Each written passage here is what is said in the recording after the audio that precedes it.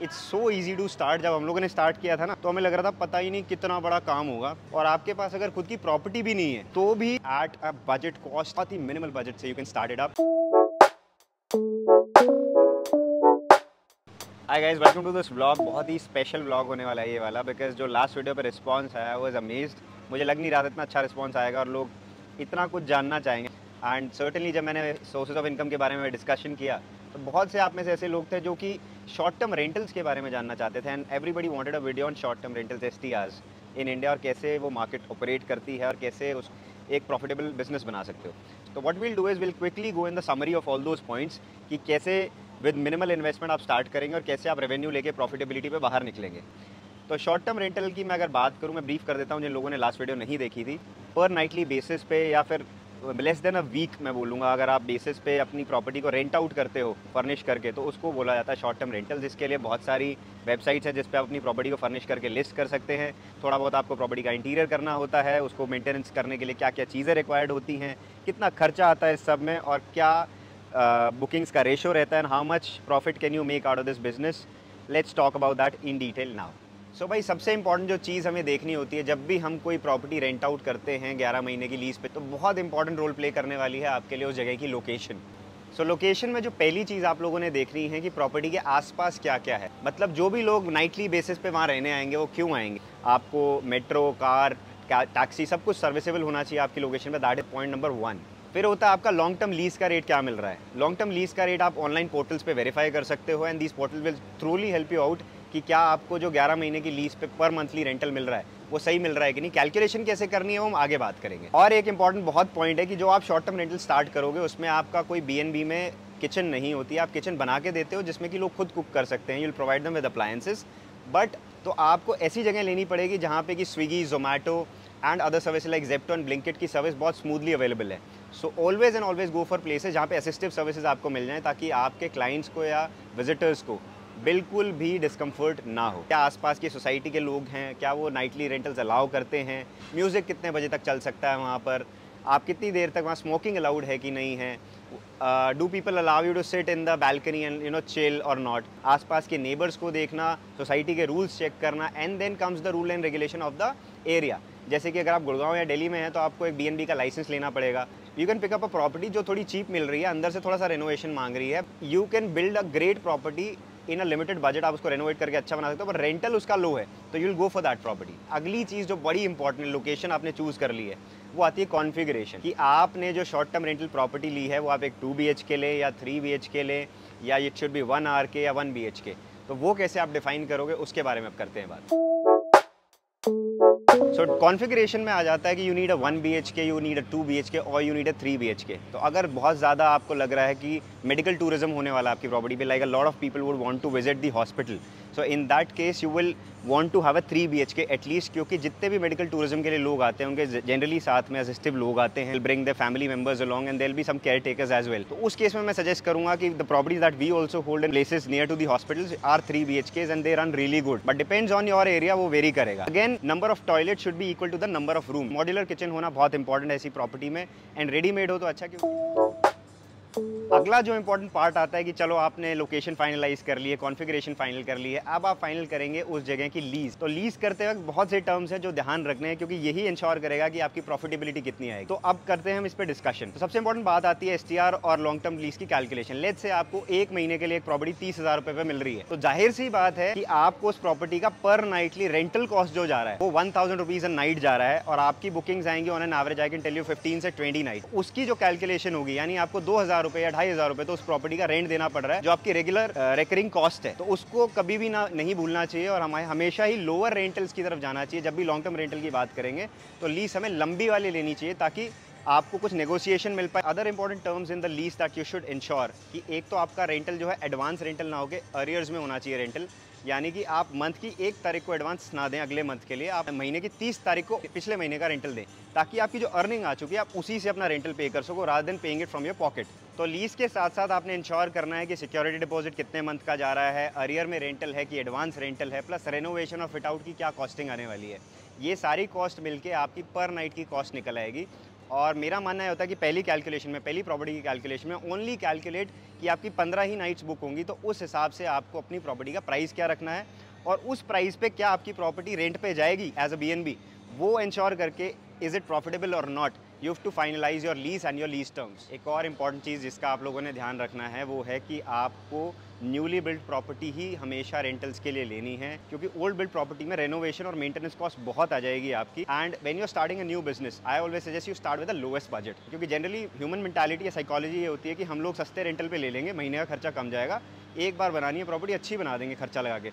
वो नहीं होना चाहिए। You should spend less on the fit out part but more on the monthly rental part. कुछ तोड़ के नहीं बनाना हो। And in a property where you just have to bring furniture and your sofa sets and everything, वो वाली property आपके लिए हमेशा बेस्ट रहेगी इस काम के लिए। अगला पार्ट आता है भाई research and tools. But data के बिना आज की डेट में कोई भी बिजनेस पॉसिबल नहीं है। If you don't have the right data matrix and right data points, तो आप कुछ भी एस्टैब्लिश नहीं कर सकते।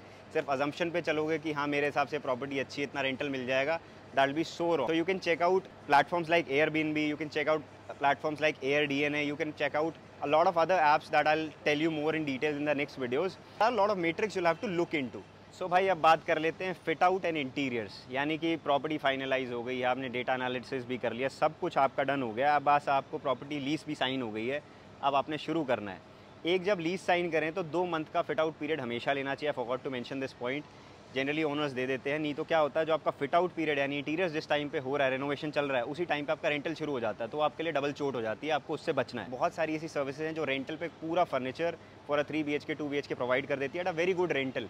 हमने भी ऐसी बहुत सी प्रॉपर्टीज़ हैं जिनमें शुरू में हमने खुद का फर्नीचर यूज़ किया, but we then moved on to rentals, क्योंकि रेंटल्स का फायदा ये आप टेस्ट आउट कर सकते हो मिनिमम बजट के। मैं आपको कुछ चीज़ों की लिस्ट बता देता हूँ। मैं 3 BHK के लिए बता रहा हूँ, you can set it according to your configuration. 3 BHK के लिए यूल नीड 3 बेड्स, 3 मैट्रेसेस। हर बेड के लिए यूल नीड 3 लिनन का सेट यानी 3 बेडशीट्स आपको चाहिएंगी। You'll need comforters and mattress protectors. हर वॉशरूम के लिए you'll need 8 big towels and 4 small towels. Other than that, you'll require a fridge, a oven, a hob, a washing machine and iron. Appliances में आपको ये चीज़ें चाहिएंगी। Decoratives की मैं बात करूँ तो पेंटिंग्स, बहुत अच्छा वॉल आर्ट, मिरर्स, आप लैडर्स लगा सकते हैं, प्लांटर्स लगा सकते हैं, ये सब आपको रिक्वायर्ड होगा। तो बहुत ही चीप मार्केट्स आपको ढूंढनी पड़ेंगी, या फिर ओल्ड फर्नीचर कहाँ आपको अच्छा मिल सकता है जिसको थोड़ा सा आप रेनोवेट करके अच्छा बना सकते हैं, वो आपको ढूंढना पड़ेगा। तो आपने दिमाग लगा के इसको बहुत अच्छा करना है। एयरबीएनबी पे आपको इतनी सारी प्रॉपर्टीज़ दिख जाएंगी जिससे कि आपको आइडियाज़ आ जाएंगे कि किस तरह की प्रॉपर्टी किस रेट में जाती है। किचन के सेटअप की मैं अगर बात करूँ तो आपको पूरा कंप्लीट पैन का सेट चाहिएगा, आपको सारी स्पून्स का सेट चाहिएगा, you'll need a couple of glasses, आपको ट्रेस चाहिएंगी हर साइज़ की, आपको पूरा डिनर सेट चाहिएगा, अ lot of other things for this purpose.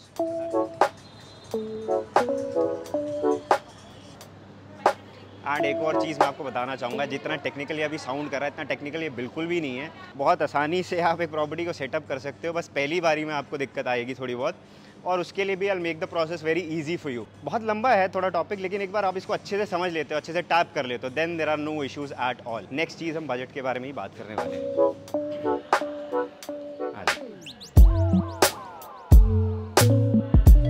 अब कर लेते हैं बात ज़रा बजट की।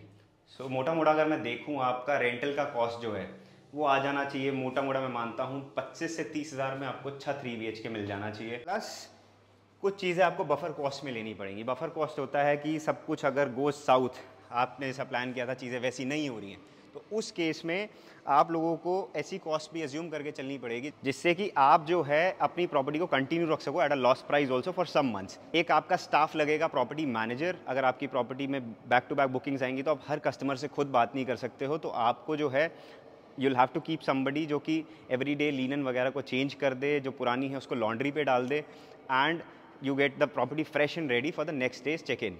सो भाई ये तो हो गया आपका सेटअप एंड फिट आउट। अब आ जाती हैं चीज़ें कि अगर आपने चीज़ ताजमहल भी बना दी और अगर आप उसको अच्छे से लोगों तक पहुंचा ही नहीं पाओगे, like you can not market it well, तो चीज़ बिकेगी नहीं।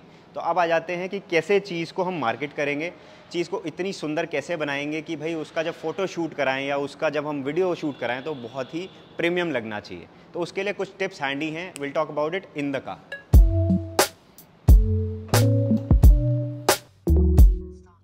तो सबसे पहली चीज़ जिस चीज़ का आपने ध्यान रखना है कि आपकी प्रॉपर्टी के पिक्चर्स अच्छे आएँ, तो उसमें आपको सबसे ज़रूरी यूज़ करना पड़ेगा कलर्स का। प्लेन दीवारें, कलरफुल पेंटिंग्स, कलरफुल आपका फर्नीचर होना चाहिए। कुछ बेड्स वगैरह आपने वुड फिनिश के लगा दिए, so that will create an impact. तो लोगों को जब उसको देखेंगे तो तभी उनका मन कर जाए, आपकी प्रॉपर्टी ऐसी होनी चाहिए और फोटोज़ तो ऐसी आनी चाहिए कि देखते ही लोगों का मन कर जाए कि इस प्रॉपर्टी को बुक करेंगे आज हम।